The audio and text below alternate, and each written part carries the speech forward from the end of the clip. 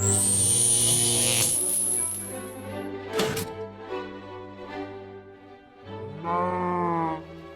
guys, Gnembon here and welcome to 38th episode of Fun Farms.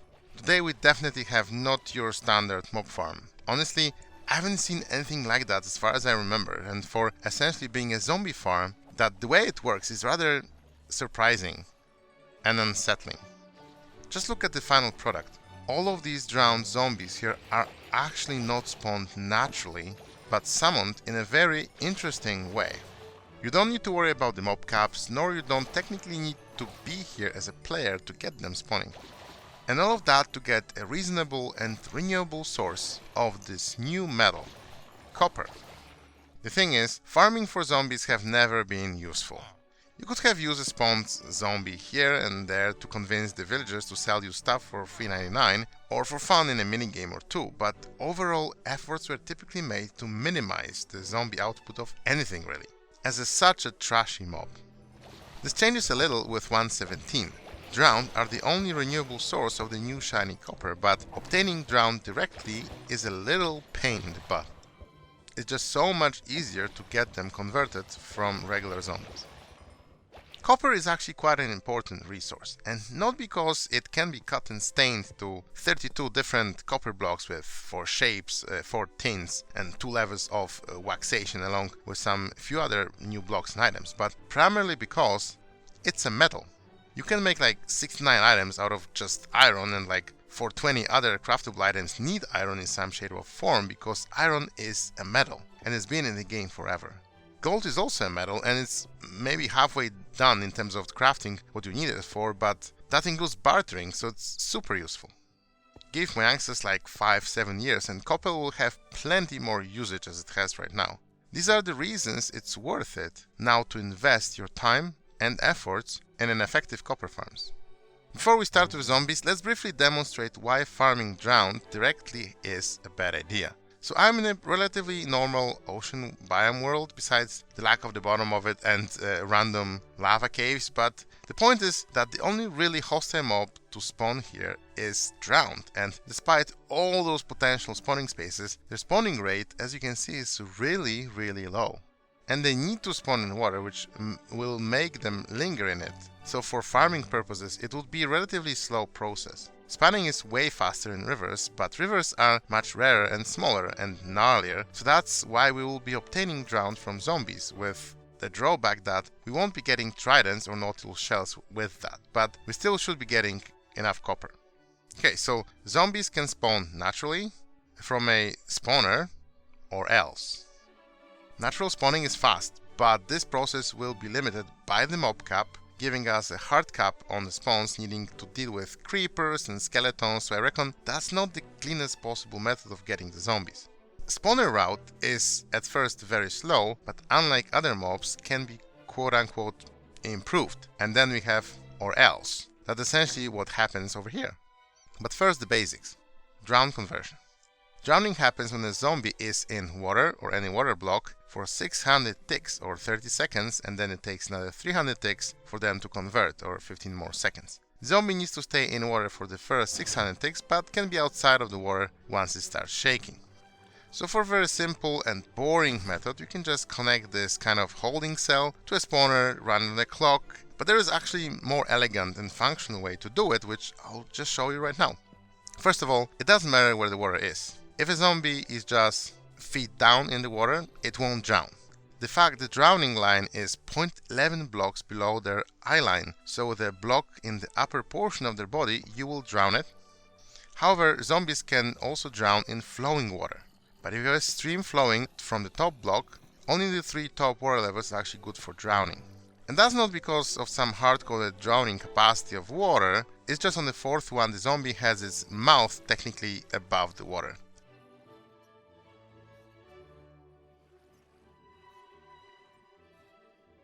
And as you can see, all of these drowned that converted now see that water blocks differently than zombies and they started behaving differently. That might be a benefit, might be a problem. What we can do differently is to raise them by half a block, either by gliding them on top of half slabs or maybe tops of walls or fences, which has this benefit that drowns the zombies now in almost all water levels besides the smallest one. A positive side effect of this is that it's also, since the water is too far, I guess, once they are converted, it's not affecting drowned water behavior. So they'll be behaving consistently with the zombies. We do need some blocks to prop up the water streams, like here with signs or fence gates at this height. But if you use walls instead of slabs, we have an extra space for cobwebs that we can use for slowing them down. That brings us to a simple and restless contraption to convert zombies to drowned. Just drop them here from the top, from the side. They'll just start being pushed while being converted to drowned. If you have an individual zombie, you can actually be good with only 2 cobwebs, since they are moving so slowly just in cobwebs, but that will change if you pile more of them over here. They can be pushed with much more significant speeds. It's even possible that they don't even get converted within that length if we spawn a very large batch of them after having nothing for a long time, but that scenario will actually pretty much never happen if we apply spawn boosting, which we haven't actually started even talking about, but in short, this should not be a problem. Also, this method doesn't handle baby zombies at all, but the walls in the floors that they glide on will allow to filter them very easily, making them fall through the openings, allowing us to collect them and convert the babies as well, or just trash them.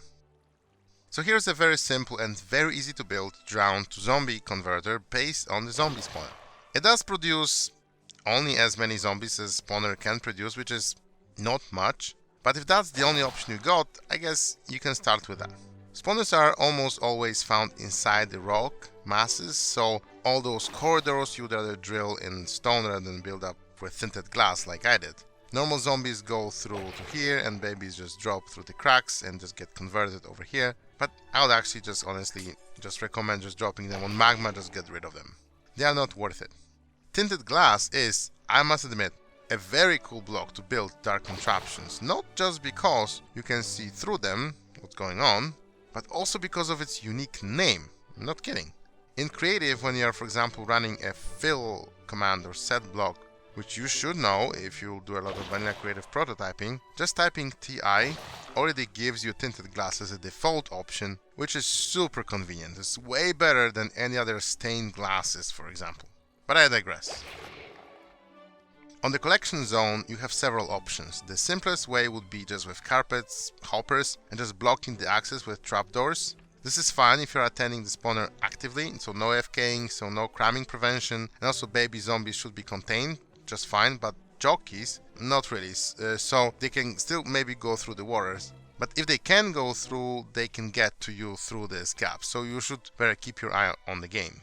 Now with ladders on the side, you can prevent cramming for these longer AFK sessions, but either need to collect copper yourself, which shouldn't be an issue honestly, or just use hoppers and risk some XP to be stuck in the hoppers and zombies potentially cram if they drop into the hoppers rather than staying on the ladders. Or if you go with a full service with hopper minecarts that will cover all your bases, it's clean, it doesn't clog up XP, item collection is done, and also you have the cramming prevention for a little bit more complex overall setup.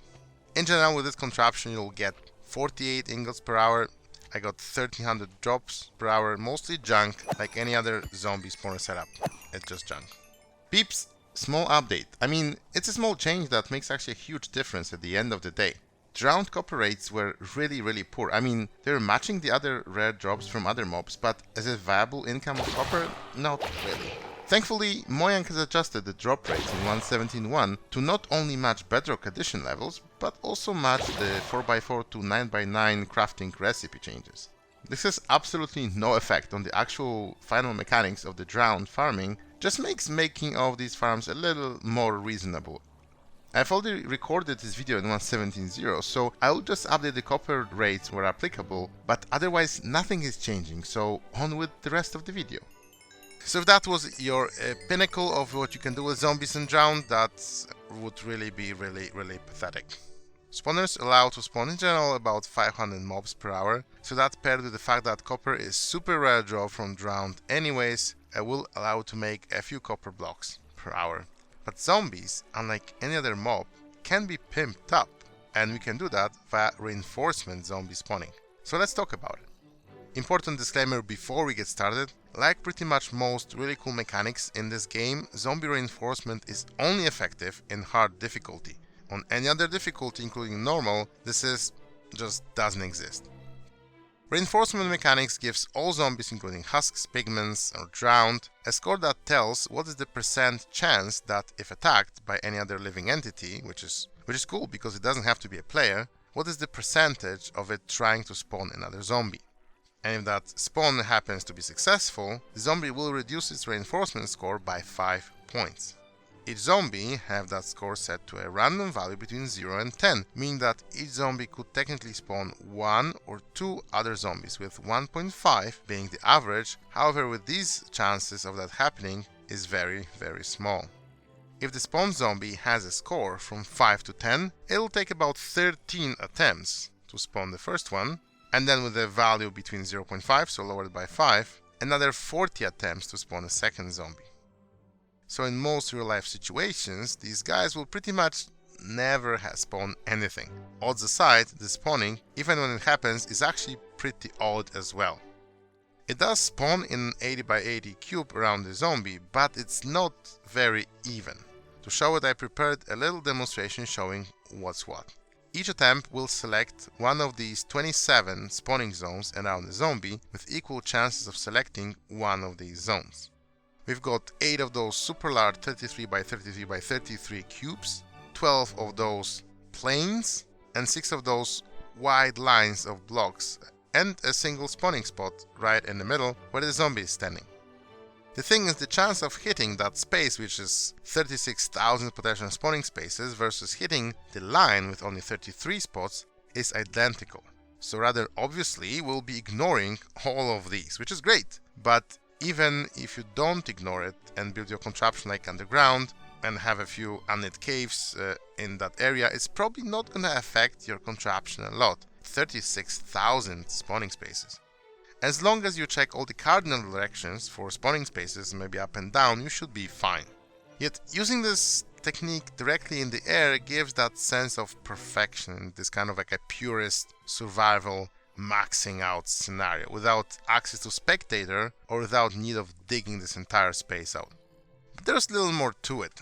If you're relying on just a few of those zones, preventing spawns in most of the impractical ones would mean a lot of failure. I mean, the central zone where the zombie is standing directly is a no-go by definition, since nothing can spawn colliding with another entity, which is not necessarily true. We'll go back to this in a moment, but if we would use just these direct channels, like having 1 over 27 or 2 over 27 chance of hitting them, or 4 over 27 if we use all horizontal axis lines, but what helps us is the fact that the game will actually attempt that random game of chance 50 times. Yeah, you heard me right, 50 times until it succeeds, just to find one spot for just one zombie. And that's amazing, meaning we can block or left almost entirely blocked all of these zones but one, and we have only 1 over 27 chances of success, or 26 over 27 chances of failure, which is really high. But if we repeat that 50 times, requiring a failure in all 50 attempts, that brings us to only 15% of failure, which just with one spawning zone gives us 85% of spawn success. Now if you use 2 of those zones, you'll get 98% of success, which is all what you'd never need. Honestly, even 1 is probably just enough, but I have done all my setups here based on the 2 zones anyways. We'll go back to this in a moment. And that brings us to yet another level of complication: sustainability of this solution. A random zombie will be able to spawn, as we have already explained, 1.5 another zombies if you attack them infinite number of times. But the zombies they spawn will have that random initial score set from 0 to 10 and lowered by 5, so being only able to spawn a maximum of 1 extra zombie if you hit it infinite number of times. But there are 2 things that help us. First is that when converted to drowned, regardless of how many zombies we manage to squeeze from them first, it gets replaced with a new drowned without that penalty, so allowing us to spawn another 1.5 extra zombie given infinite attacks. So a total of 2.5 zombies from one initial random zombie that spawned as a reinforcement to another zombie. But only the first half of the zombie of those 2.5 are actually quite easy to spawn. The other 2 are quite impractical and require us to pummel the zombie for a very long time. But we will do that anyways. The second complication, or blessing, are zombie leaders, which you have a random chance of encountering given the local difficulty, that they will be spawned with initial score for the reinforcements from the range of 50 to 85, so be able to spawn about a dozen new zombies. The chances of them to appear with maximum local difficulty of 4 is 5%, and if it is lower than 4, then 5% is lower than 5. Bringing up the stats by less than 1 extra zombie, but that 0.6 of extra zombie is actually super easy to spawn because the chances for spawning are just super high, 60-70%, not 5 to 10 for the first bunch of the zombies. And with quicker setups, where we don't get to attack them that much, that half a decent probable zombie from a drowned, plus the zombie leader reinforcements and drowned leader reinforcements, you can hit that growth curve pretty quickly, so spawning more than one zombie from one base zombie without excessive pummeling required for those low probable but very common reinforcement zombies. And this growth is only capped by the capacity of your setup. But that's not all. There are two more things that's actually super useful for farming of reinforcement zombies, and that's their slightly different spawning conditions comparing to normal mobs and a very broad definition what it means to be attacked. To show it better, and primarily actually to show myself how this works in general, I devised this visualization tool that shows me above the zombie number of times it was attacked, that count as a proper attack for reinforcements, and among those how many failed and successful spawn attempts there was. Upon a successful spawn, a block will be highlighted green, showing the successful spawning spot, and if it fails, all 50 failed spawn attempts locations will be highlighted, showing where the spawning fails. Now, to spawn reinforcement, zombie requires to visually look like it's taking damage while retaliating at some living entity. A direct attack matches that requirement, but this definition captures much more than that. First of all, a snowball attack is good enough for that. The mob visually takes damage despite the value of damage being 0, and you can attack this way indefinitely. Another aspect, while environmental damage typically wouldn't count, if a zombie has a target, each consecutive damage event, no matter what the source is, will trigger reinforcements. However, this eventually will kill him. That's why we don't want to do that. So we will rely on snowball attacks only. And snowmen are not just an infinite source of snowballs, but also provide the target for the zombies. And that's all the requirements for the reinforcements to happen.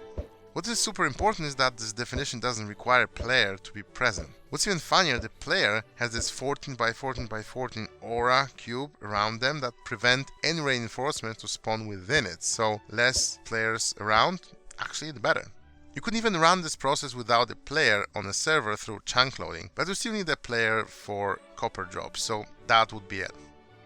And the last bit of puzzle is an explanation why, despite us making perfect spawning conditions for hostile mobs, all the reinforcement attempts failed in these tunnels. And the explanation why this happens is also the last bit that makes reinforcement farming quite convenient and controlled. The thing is that for the game to spawn a mob, there is a slew of conditions that the given spot needs to meet for the mobs to spawn there. Like, there needs to be a solid surface, it cannot be any liquids there, no block obstructions, other mobs, we have to be dark, yada yada yada. For reinforcements, it used to have a separate list of spawning conditions, like they could spawn on glass, but that was all unified not so long time ago, and technically there is no way to allow reinforcements spawning without preventing normal mobs to spawn, like creepers or skeletons, which would be difficult to deal with. But there is one thing that actually makes it different. The precise location for the game to spawn natural mobs is always in the very center of the block, but for the reinforcements, it's actually in the corner of the block. So if we place a glass pane, or a fence, or a chain block here, something in the middle of the block, that will always block any natural spawn attempts, no matter how small the mob is, because the middle of the block is always obstructed by something. But it's not for a reinforcements, it doesn't matter. Since zombies are like players, 0.6 blocks wide, when they're spawning at the corner is actually okay, they are not touching any of the panes or fences. So the solution over here is to block the center of the spawning spot to prevent regular mobs from spawning, then open it up towards negative coordinates to allow the reinforcement zombie to get some extra room and spawn. For one wide channels, you can use glass panes, you can use fences, it's fine. They are cheaper, but for more flexible solutions you should always use chains like this, or maybe flower pots, this might work too. And just add one more blocks of headroom just to allow the proper pathfinding on chains to get the zombies closer. And that's huge because while it would still be possible to handle the system with skeletons and creepers, you don't want neither skeleton nor a creeper to show up next to the snowman. That would be disastrous, and this way we are guaranteed we'll only be spawning reinforcement zombies and nothing else, maybe chickens. So that's how spawning of our zombies may look like. Zombie in the middle, in this case a leader, and 2 channels. As you can see, all successes. In practice, we'll be marrying this with this, and the reason is we want the system to work continuously, using the old zombies to spawn new ones and then move the new ones close to the snowman to close up the loop and get more zombies, etc. But before we look into the designs, one more riddle. Earlier I told you that the most dense spawning zone of all the zones around the zombie is the exact block where the zombie is on. But it's naturally blocked by the zombie itself. That's why we can't get any spawns that are from the same spot, even if that spawn would be actually guaranteed. Well, with the information I provided, you should be able to fashion a contraption that spawns reinforcements in that very spot. So you can pause the video and try to figure out how we could do that. I'll post the solution or a solution or just my solution at the end of this video, and for those who got it working or didn't get it working, feel free to post your solution to the comments below. But for now, let's look into the designs. First is a small concept to illustrate how this can work. It'll be a section of the last design for today, but it's actually relatively simple to construct and explain what's going on. It consists of a model of a zombie conversion to drowned extended to the maximum length possible. Zombies will be converted in most cases probably somewhere in the middle of it, but the rest is needed to give enough time to spawn new zombies from the drowned.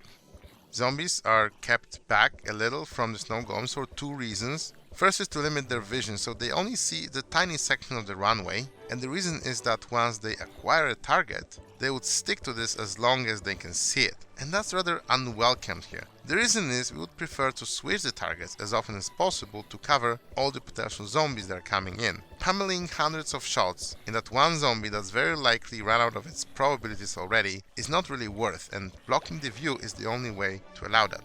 The first zombie has a little bit widened viewing angle, so that's to energize all the incoming zombies. It's not really important here, but in the working multi-core solution I have here, zombies will be dropping here who have no reason to walk into the stream at first, and aggroing towards the first snowman solves the problem. Extra magma blocks are here to handle baby zombies, that can happen. Chicken jockeys should have been separated in the elevators, but babies can still show up here instead of falling through the stone walls, and magma will take care of them, otherwise they'll just get stuck and be here forever. Extra trapdoors are here just to make sure snowmen are safe. What else? Not much. The magma blocks here are just to prevent zombie from getting stuck. It's not really important in this case, but in the multi-core setup, the aggro dependencies may vary, and if there's a possibility for zombies to get stuck, they will get stuck. I mean, zombies spawned here should aggro towards the snowman, so this is actually a directional setup. The snowman needs to be towards the positive Z and positive X, so that the zombies will have a clean path towards them, just hanging this wall. But in the more complex setups, you may end up with zombies tracking a golem several cores away. And these zombies, since they spawn from reinforcement and have a default living aggro target set up, they'll be just staring at that corner potentially. What do we do with the baby zombies that slip through the cracks? It's up to us. I don't think they are worth anything. I'm just dropping here on magma. Over there I just let them free, I guess. You can collect them, it's up to you. Overall, this setup is reliable and self-sustainable. I tested it with 1-day scenario, so lower difficulty and lower chances for zombie leaders, and the feedback loop died on me after a couple hours. Same with opening that one section to light. Remember that this decreases the chances for the spawn that is triggered from 98% to 85%, so this is slightly lower. It is still possible for an unfortunate turn of events and having a few really bad zombies in a row for that chain reaction to die down into such a small setup. We have only here capacity for 10-15 zombies here. But I tested this on high local difficulty as well after 200 in-game days with both wings spawning, and the setup never died. So it is statistically always possible to get that loop to die, even if that probability is very low, but I tackled this problem differently in that multi-core setup, so we'll get to that when it's time.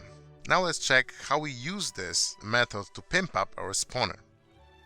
And here it is. a pimped up zombie spawner. As mentioned before, I'm here sketching everything in tinted glass, but you might as well just dig it out all in the rock. Just make sure that you drill in all the cardinal directions, or if you have access to creative, inspect it in spectator, just for some obvious caves in all of these directions. Just light them up, not to spawn unnecessary zombies that we can't handle. There is a certain value in zombie spawners, not just as a source of copper, but also as a source of early game XP, albeit I would argue that just going to the end and building a simple Enderman farm is probably much better and faster idea, but you can still do that instead. And there are still players, believe me or not, that are still using single spawners as the XP source in normal gameplay, and there is still merit to it, especially if you are playing not on your own but on a server with other people and you need that very decent accessible XP, even if there is several other people blocking the mob caps all the time in all dimensions. The solution will increase the efficiency of a zombie spawner 6 times, so act like a sextuple spawner XP setup, just from that one spawner. So don't get excited anymore for double or triple spawner that you find. One is just as fine to get 600% improvement. The only problem is that it's not all instant. It will take a moment for that setup to pick up the speed, but once it's at full steam, it's actually pretty decent. So let's observe it for a while. The thing is, the spawner after initial setup is not really needed, as we have seen. What we are here bound with is the throughput of zombies, which is defined by the width of this channel. Here, since we are pressed for space, instead of having multiple of those single channels, I just got one channel for everything to keep it compact, and add more snowmen, staggering them on the sides, placing them on both ends. This is not the best solution in terms of efficiency. You have lots of balls that are lost hitting another snowman, but I couldn't do anything better than that. The aim of snowmen is really bad, but that actually has some good sides to it. Even if they focus just on one target, they can still hit other zombies nearby. Since dudes in the center will always be protected, I allowed drowned on the sides once they are pummeled for a short while to drop first, exposing those that potentially didn't yet get hit, to the point where you should only have 2 streams of drowned at the end. This gives most of them the best chance of getting shot at.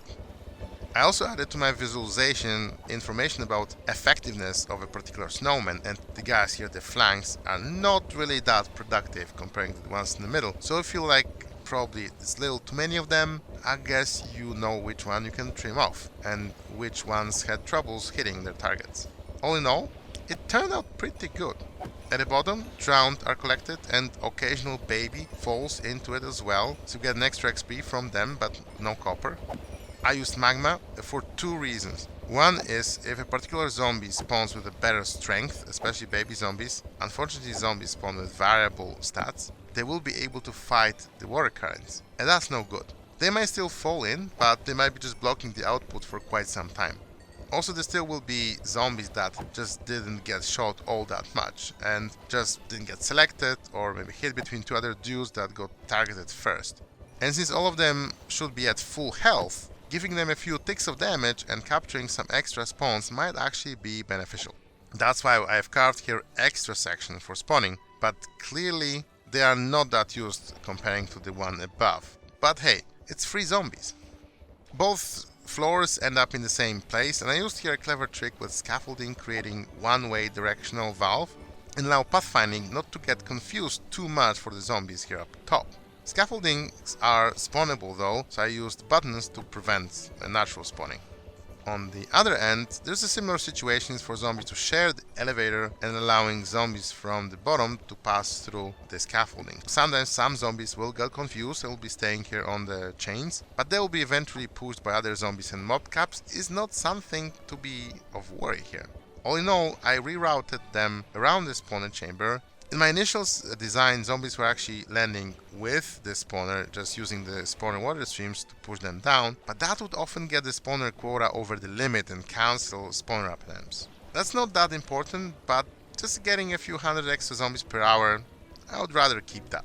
In the spawner area and above, I placed a few magma blocks in a few places that I noticed that stronger zombies may stay in indefinitely when they target a particular golem, and these blocks should just take care of them over time. Overall, the setup is pretty much optimized as much you can make it. I looked at it for a couple days, tweaking small inefficiencies here and there, but because this requires just one spawner, you can just replicate it anywhere really as is. One note though, while I built all of this is from tinted glass and you will possibly be drilling it in the rock, just make sure that these spots here are actually from glass or anything non-spawnable but pathfindable, like nothing tricky. Leaves are okay. You can just cover blocks with buttons as well. Just remember, one skeleton, one creeper in this whole system and you will have a bad day. But I think that's all about the setup. Much better than a poor single zombie spawner. 510. Copper I got per hour sounds better than a measly 85. XP is pretty decent as well, just like having a sextuple zombie spawner. Actually, you can just make 2 of those reinforcement sections just from one spawner. What I don't like about this setup is that the misuse of Snowman. Little crowding, which results in skipped zombies and overall mess. Space-wise, I don't think you can do much better than that. But in terms of the compute, much more control setup like I just showed with a single line is probably better. And thus behold, the monstrosity. That's a 16 Snowman core, 32 threads. Let's call those wings maybe threads, I don't know, they look like it. And this was my estimate of the size I can handle on my computer at least. You might be better off, but beware that more cores simply means more entities, and these cost typically more than linear. So even if you have a super beastly machine, you might be capped at 24, maybe 32 cores. A few things worth noting as usual. I managed to tile it all 5 blocks apart per section, meaning spawns from one section won't be causing spawns in another section directly neighboring it, since there is a gap of 7 blocks until the next other reinforcement spawning zone starts. So 2 sections can stay at the same Y level, but then you have to raise it or lower it by 1. And again, we can keep lowering them 1 block at a time every 10 blocks. So if you go past 7 steps, so 14 cores, we're already past that extra 40 blocks to spawn a zombie from a section. That's too far. And we don't want to cross-contaminate the spawns as much as we can, since the zombies will be pathfinding much more differently than the ones from their own zone. And that's bad. This is a little unavoidable at the end due to all the magma I placed, but we can hope it happens rarely. The key in not having that random unlock and lose totally the reinforcement loop is not to feed own zombies to its own feedback loop, but to the next module right next to it. This means that to start the system, we just need to have one zombie dropped anywhere in the system, which will spawn a few zombies for the next section, and then for the next section, and so on and so forth. The startup this way, in case we for example lose all the zombies, will take time, probably a good Minecraft day or 2, but it is an easy task at least. What you can do, for example, before leaving or stopping using this farm, maybe to put some droppers here, dropping, I don't know, doesn't matter, rotten flesh to each stream of the zombies, allowing them to be resistant to the spawning and keep the system primed and ready to go for the next time you want to use it. Or you can just leave using a nether portal and keep those zombies in place. It is a very good XP source, that's for sure, and having a faster startup, it's worth it. The last section needs to feed back to the first one, and this way we're actually closing the loop in the system. And this is probably where you would want to hook up at least some sort of a junk dispensary, at least here, so when stopping using this farm, just hook it up to the player section down below and do something like this. So next time you come back, at least a few zombies will be holding rotten flesh and will be present in the first section. Since zombies from any section will be pathing towards the particular snowman from their previous section, some of the stronger ones may get stuck and block other zombies in any of these positions. That's why I covered them with magma, to prevent that. The magmas here above the elevators are to clear out chicken jockeys that may clog up the system as well. I also placed magma in various places where the zombies have the longest water channels to go through. The thing is, if a player is farther than 32 blocks away from any mob that hasn't been quote-unquote refreshed in 30 seconds, this mob will eventually spawn, and we don't want that. Bringing them closer to the player will refresh that, but also taking any damage has the same effect. So if we need to transport any mob for longer distances outside of the immediate player range, what we can do is just damage them from time to time to keep them from despawning. What else? Just make sure that the light levels are 0 at all times on all the spawning channels. So if you build it like I did, up in the air, and make sure that there is enough overhangs to keep the light at 0 levels where the light seeps in. And the rest I think I covered with the unit demo. Oh, one more thing. Eventually the system will reach its limits, causing zombies to double squeeze in the channels, just from a pure peer pressure, which will protect the zombies here in the back and just throttle the system down this way. So it's a natural mechanism to moderate it. But if you could actually detect that overflow in some cleverer way, you could just redirect the extra zombies somewhere else and just get them converted and dropped to the player immediately rather than passing through the snow golems, which takes a long time. That wouldn't make the system faster per se, but since zombies would simply live shorter, that would cut down the total hostile count, make this more compute friendly, so you can add even more sections to it.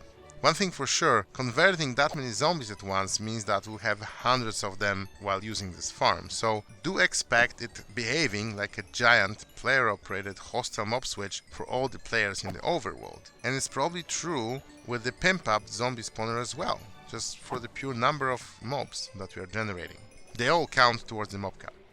Results-wise, is definitely better. We are hitting 21,500 drops per hour with over 1400 copper per hour. And I even caught some diamond gear, so some setup to filter out diamond armor could be of use here, for sure.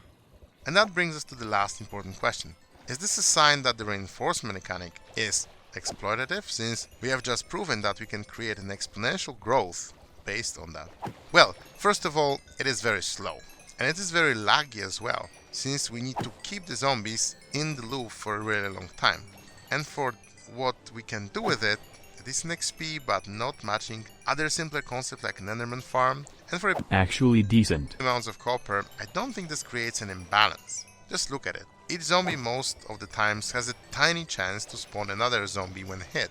On the contrary, now shulkers, every time they get hit with a shulker projectile, can have up to 100% chance to duplicate themselves, and the chance of duplicating again does not decrease because of that, like with the drowned. And this is officially endorsed by Mojang as a perfectly valid game mechanics to get shulker shells. So I don't think duplicating zombies using reinforcement mechanic should be considered an exploit rather than a clever use of the mechanic in practice. Oh, and now Riddle, how you can spawn a zombie in the center zone. You can still pause the video to try it yourself, so if you still want to do that, that's your last chance, okay? Okay, so we have learned that reinforcement will spawn in the negative corner of a block. So if a parent zombie stays on the other corner, but still technically within the same block, they should not collide. And this is a setup that uses that. I use here 2 stone walls to align the zombie, so if you hop in, you can see that no matter how much you push yourself, you'll be still on the soulstone block, meaning that another zombie could spawn on the other end. And since spawn cannot happen in liquids, so you cannot push them with water directly, I use here soul sand. Since zombie could spawn here, since soulstone valleys, this is a valid spawnable block. And then they'll sink a little bit and they'll be catched by this water and washed away, making space for the new one. So let's check this out. I have here a system primed and ready with a leader inside, and as you can see, it works. We have spawns. Since we are using here only one zone, it's not 98% chance, it's 85% chance, but that's okay. And we cannot be close really, because that would suppress spawns as well due to player presence. Remember, reinforcements only spawn more than 7 blocks away from any player. But it works. So that will be it, guys, for today. All 3 contraptions are available from the link in the description. I guess it's all simple enough. You should have no problem in coming up with your own solution. Whatever you do to get an effective XP farm with other people online, or you would want to use it for copper or even as a rare diamond gear farm, it's a really cool new concept of a mob farm, unlike any other that you can find. Not based on natural spawning, or not really based on the spawner spawning. This is really just a complementary at this point. So if you enjoyed what you have seen here today or learned something new, I bet there was tons of new things, since it's a completely new mechanic even to me. And while I did it all in 1.17, this all should work in the previous versions as well, just no one was really interested because zombies were always such a junk till now.